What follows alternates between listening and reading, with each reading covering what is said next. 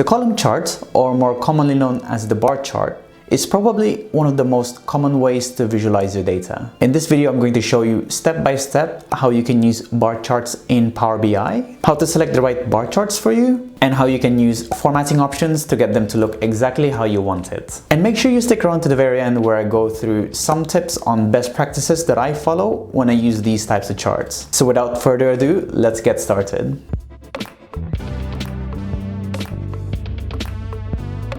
Hi guys, my name is Fernan and welcome to the Solutions Abroad YouTube channel where I teach beginners the wonderful world that is Power BI. I upload new videos every week, so make sure you hit that subscribe button and the bell icon to get notified when a new one comes out. So before we go through the bar charts themselves, let's look at the data we actually want to visualize. We have this table of recorded crimes in London this year, imported into our Power BI model. You can see it gives you details like the types of crimes committed by boroughs. It even gives you the subtypes of the crimes. So for drug offenses, for example, we can distinguish between drug trafficking or possession. This data is taken directly from the London Data Store website. And for the sake of keeping this video short, we'll not be going through how to transform this data into a usable format in Power BI. I made a video a while back where I used this same data to find the safest boroughs in London using Power BI. I go through the transformation process step by step, so if you're interested in that, check out that video. To use a bar chart in Power BI, you're gonna need an axis column and a value column. You'll also need a legend column if you want to break down your values even further. Under the Visualizations tab, you'll find a number of bar charts that you can use.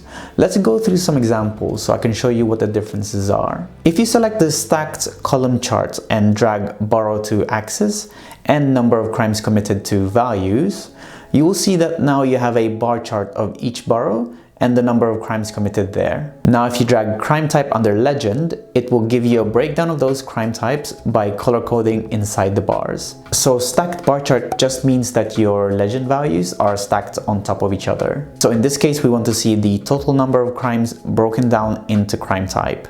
This type of chart is a good way to visualize that. You can easily switch between charts by selecting a different chart from the Visualizations tab. So if you want to see a horizontal version of this, just select the stacked bar chart and you're good to go. But what if you wanted to compare crime types against each other? Let's narrow this chart down a little bit so we can see what we're doing. Let's filter the boroughs so we're only looking at a couple of them. So Barking, Barnet and Bexley. Let's also filter the crime types to compare. So just arson and burglary.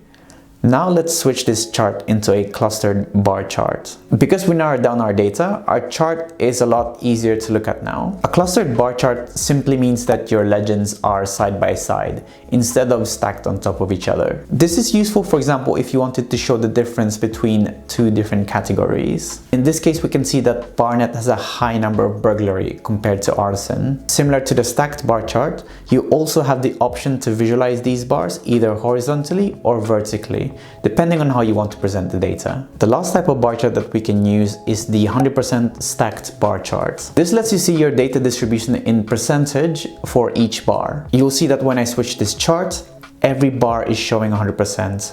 If you hover over Barnet, you'll see that the chart is showing the percentage of arsons committed as a whole. This type of chart is useful if you want to illustrate the proportions of your legends against each other without having to worry about the totals. So imagine a better version of the pie chart. In our case, we can see that Bexley has a higher number of arsons compared to the other two boroughs, which is not very obvious if you use either the stacked or column charts. Now that you have an idea of how to choose the right bar chart, it's time to move on to customizing these charts to make them a bit more visually engaging. It's important to customize your charts if you need to follow specific branding guidelines. For example, if you need to adhere to certain fonts or colors. You should also be thinking about making charts that are easy to interpret and impactful. Your user shouldn't have to think long to understand what you're trying to present. It needs to be easy to read and at the same time informative if they wish to dig deeper. You have full access to the formatting options of a chart under the Format tab here.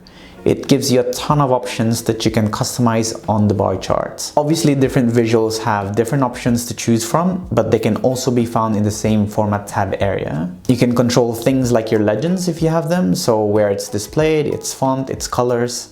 You can control the X and Y axes properties to a certain extent. You can control the data colors on your categories as well, so this is useful if you're following a branding guideline. You can also include data labels on your bar to give that extra bit of information to your users. There are a bunch of ways that you can customize your charts, but we're not going to go through all of them in this video. If you want to have a go at playing around with formatting the chart, I've included a download link to the PBAX file in the description box below, so you can go download it and do it yourself. Congratulations for sticking around up to this point. As promised, we're gonna go through 3 of my best practice tips that I follow when I make bar charts in Power BI. Now bear in mind that there will be some situations when these tips will not be good to use, so use a bit of common sense and double check with your colleagues to make sure that your charts make sense. Tip number 1 is rank or sort your categories. On the visual itself, you have the option to sort your categories by their size. And this is useful if you know that your users are looking to see which boroughs have the highest or lowest number of crime rates,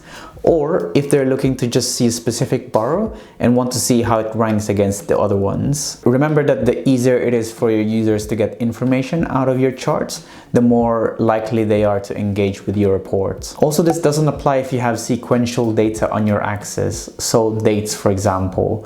You'd want to keep that sequence in place. In our case, the order of the boroughs doesn't really matter, but if this was for example a chart of crimes committed over time, we'd keep this in a chronological order. The second tip is to purge unnecessary information from your charts. For example, looking at our charts here, we can see that the title is number of crimes committed by borough.